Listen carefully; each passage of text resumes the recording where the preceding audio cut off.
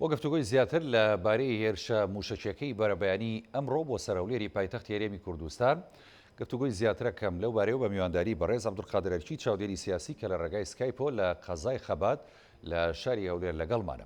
کاک عەبدولقادر ئەم کاتت باش، سوپاس کە لەم گەشتەی هەواڵی کورسات نیوز میوانی. ئەمێوە پرسم ینی ئەم موشەکانی کە ئاراستە کراون دیارە تاوەکو ئێستا هیچ لایەک بەرپرسیارەتی خۆی ڕانەگەیاندووە، بەڵام ئەوەی کە ئەیبینین لە میدیاکانی ئێران میدیا سێبەرەکان دیارە سەرچاوی موشەکەکان ئێرانە و لە تۆڵەی هەندێک هێرش بووە بۆ سەر بنکە و بارەگەکانی ئیسرائیل یاخود ئەمریکا کە وەکو ئێران دەڵێت. خوێندنەوەتان بۆم هێرشە چۆنە؟ بەڵێ ئەو کاتەی بەڕێستان باش، ئەو کاتەی بینەرە بەڕێزەکانتان باش. ئەو هێرشانەی کە ڕوویداون هەروەک دیارە بەشێکە لە هاوکێشە گەورەی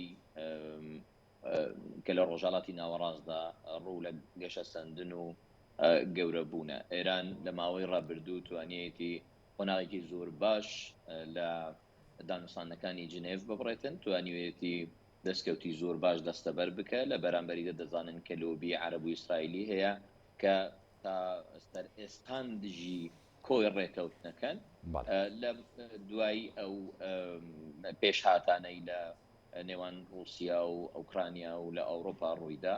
ئێستا لە ماوەی 24 سەعات ڕابردوو ئێران بە لایەنی گفتوگۆ کرد لە جنێڤ ڕایگەاندبوو کە کۆی کێشەکان چارەسەر نەکراون، کۆمەڵی کێشە هەن کە ئەمانە دەبێت چارەسەر بکرێتن، کە ئەمریکیەکانیش تۆپەکان هەڵداوەتە گۆڕەپانی ئێرانی و پێیان گوتووە دەبێت لە تاران و مۆسکۆ کۆتا قسەمان پێ بدرێتن. ئەوە بوو لە جنێڤ بە شێوەیەکی دوور لە چاوی ڕاگەاندنەکان بە ئێرانیەکان ڕاگەاندراوە کە ئەمریکا ئیتر ناتوانێت بەر لە هێرشەکانی ئیسرائیل لە دژی ئێران بگرێتن. دەتوانین ئەمە پێناسەیەک بێتن بۆ دەستپێکی قۆناغێکی نوێ کە ئێران دەتوانی ئەوە بۆ خۆی واتا بکە کە ئیتر ئەمریکا و ئیسرائیل بە یەک شێوە و لە یەک سەنگەری تاقانەدا لە دژی ئێرانین، بەڵکو دەبێت لە قۆناغی داهاتوو حسابێکی تایبەت بۆ ئیسرائیل بکاتن.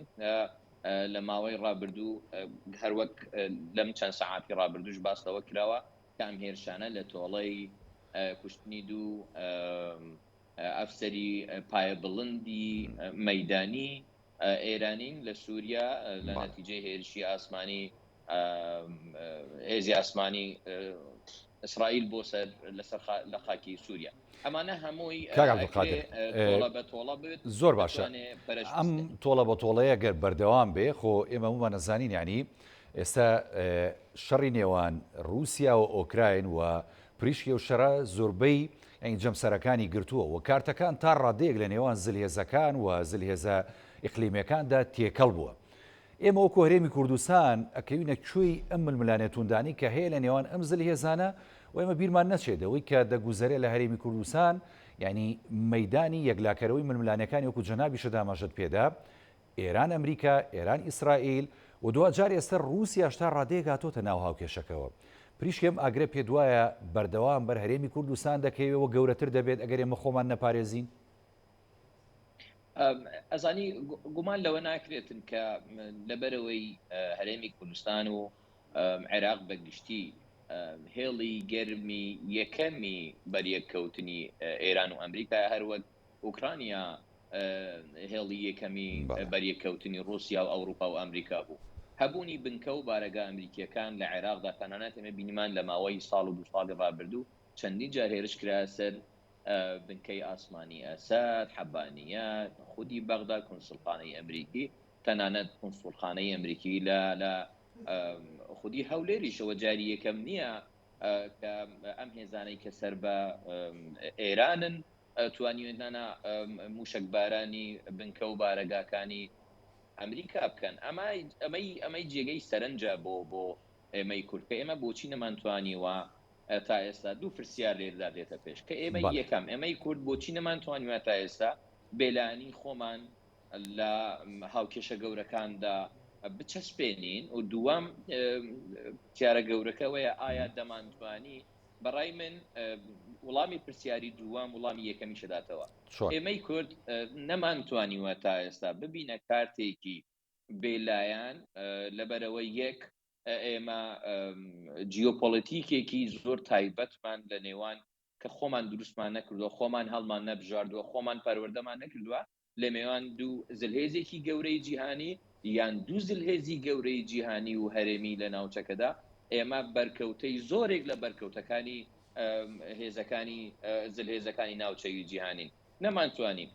ئەوەی پێم وابی خاڵی لەوە ورتر ئەوەیە کە کورد نەیتوانی لە ماوەی ڕابردوودا بێلانی خۆی لە نێوان ئەو لایەنانەی کە عێراقدا لە ساحەی سیاسی عێراقدا چالاکن بێنانی بنوێنین، نەمانتوانی لە نێوان هێزە شیعەکاندا بێلایەن بین، نەمانتوانی لە نێوان هێزە سوننەکاندا ینی هەڵبژاردننی بەرەیەک لە نێو شیعەکان و جیاکردنەوەی نێوماڵی شیعەکان ئەتوانین بڵین ئەمە یەکێکە لە فاکتە سەرەکیەکان کەوا کات ئێمە ئەم پریشکەمان بەرکوێت کاگێ عەبدولقادر؟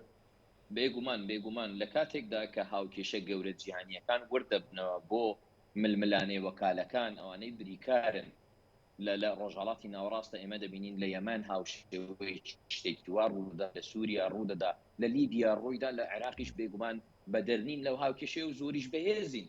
ئێمەی کوردیش نەمانتوانی بە یەکڕێزیەکی تایبەت بە کورد، حاڵەیەکی خاصە بە کورد نەمانتوانی ڕوو لە بەغداکەین، نە لە دانوستانەکان نە هەڵە هەڵوێست وەرگرتنەکان نەمانتوانی بەشێکی بێلایەنی مستەقلی سربەخۆ بین کە بتوانین خواستەکانی کورد کە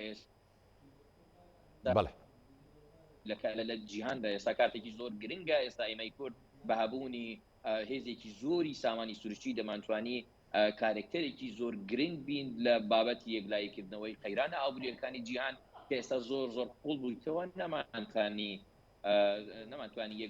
بێلانی خۆمان. باشە زۆر جار کاک عەبدولقادر، ینی ئێمە لەناو ئەم هەموو ململانێ و کێشانەدا نەمانتوانیوە هاوسەنگی هێز بپارێزین. ئێستا هەر لە دوای ینی ڕووداوەکانی رووسیا کە هێرشی کردە سەر ئۆکراین تا ڕادێگەی مەویستمان ینی جێی غازی رووسیا بۆ ئەوروپا بگرینەوە، بەڵام ئەمە هەرزوو لەلایەن دادگای باڵای فدرالی عێراقەوە وەڵام درراینەوە. پێت وایە کۆمەڵێک هەنگاو کە ئێمە وەکو هەرێمی کوردستان کە هەرێمیشی پارێزراو بووین تا ڕادەیەک لە ڕووی دەستوری و لە ڕووی یاساییەوە لە ناو عێراقدا، ئەگەر هەنگاوێکی ئالە و جۆرانە بهاوین و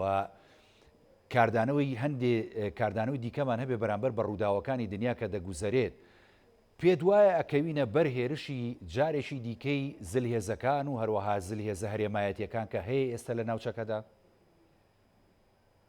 ئازانی من ئەوە وەڵامی لەم دەرچێەوە وەڵامی پرسیارەکەی جەنابەت بەمەوە. ئوکرانیاش تەواوی هاوکێشە جیهانیەکان، تەواوی یاسانێونەتەوەیەکان، تەواوی ئەمانەی لە ئاسی جیهانیدا هەبوو ئەی پاراستن، بەڵام هەموو جیهان بە کۆی یاساکانی نێودەوڵەتیەوە بە ڕێکخراوە جیاجیەکان لە ناویشاندا ڕێکخراوی نەتەوە یەکگرتووەکان مەجلیسی ئەمە نەیانتوانی ئوکرانیا بپارێزن. ئێستا زلهێزەکان بە دوای بەرژەوەندیەکانی خۆیانەوەن. ئێمەی کورد نەمانتوانی لە ماوەی ڕابردوودا تەریبێک دۆزینەوە هاوتەری بین لەگەر کۆی هاوکێشەکانی جیهانی لە ناوچەکەدا تەنانەت لە عێراقیشدا.